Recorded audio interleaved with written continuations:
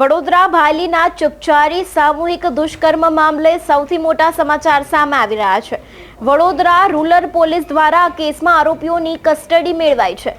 સામૂહિક દુષ્કર્મ કેસમાં પોલીસ દ્વારા એસઆઈટીની રચના કરવામાં આવી છે, ત્યારે આ એસઆઈટીમાં કયા કયા અધિકારીઓ છે અને તેની સાથે કયા મોટા ખુલાસા થયા છે અને ડીવાયએસપી આ મામલે શું કહી રહ્યા છે ને તેમને કયા ખુલાસા કર્યા છે તેના વિશે વાત કરીશું આજના આ વિડીયોમાં। નમસ્કાર, હું હંસિની અને તમે જોઈ રહ્યા છો નિર્ભય ન્યૂઝ।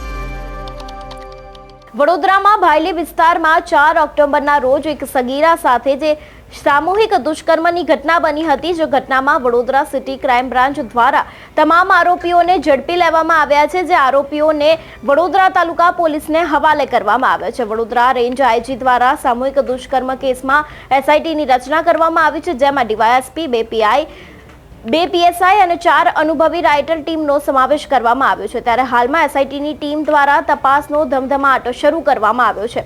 આરોપીઓને પોલીસ દ્વારા આરોપીઓની ઓળખ પરેડ માટે કોઠી કચેરી લઈ જવામાં આવ્યા હતા, જેમાં મામલતદાર સમક્ષ આરોપીઓને રજૂ કરવામાં આવ્યા હતા। ત્યારે આ ઘટનામાં લોકો દ્વારા આરોપીઓને ફાંસી માટેની માંગ કરવામાં આવી છે। ત્યારે એસઆઈટીના ડીવાયએસપી શું કહી રહ્યા છે તે સાંભળીએ।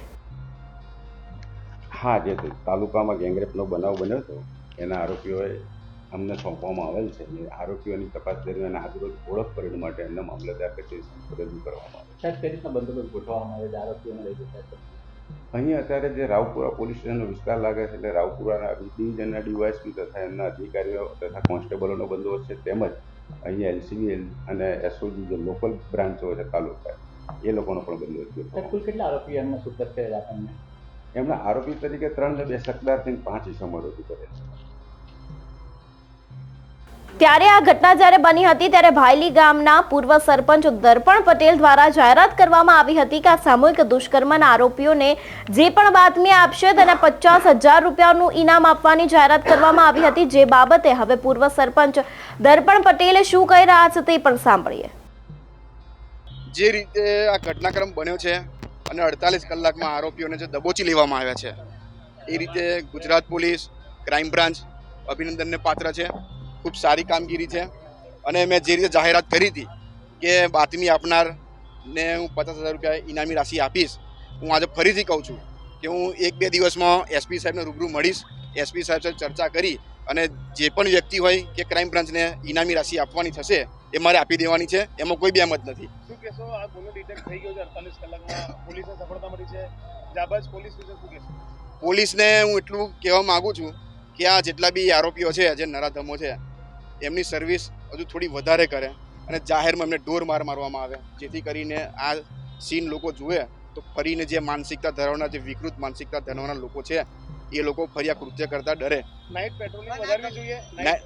હા, 100% નાઇટ પેટ્રોલિંગ વધારવું જોઈએ। આ ગંભીર ગુનો છે, બળાત્કારનો ગુનો ખોટો થયો છે, પરંતુ 16 વર્ષની સગીરા અને 16 વર્ષનો છોકરો આવી રીતે અવાવરૂ જગ્યામાં જાય એ કેટલા અંશે વ્યાજબી છે? હિન્દુ પરિવારોને અને માતા પિતાઓને કેટલું સાવચેત રહેવાની જરૂર છે? જો આ ઘટના જોઈને તો ના જવું જોઈએ, પણ એવું પણ નથી કે આપણે ફ્રીડમથી ફરી ના શકીએ। ફરવાનો બધાનો અધિકાર છે, પણ હવે આવી ઘટનાઓ થતી હોય તો દરેક લોકોએ આ વસ્તુ ધ્યાનમાં રાખવી જોઈએ અને આવી જગ્યાએ જવું ટાળવું જોઈએ। પણ એનો મતલબ એવો પણ નથી કે તમે છૂટથી ફરો ના, છૂટથી ફરવાનું હોય પણ સુરક્ષાને ધ્યાનમાં રાખીને ફરવાનું।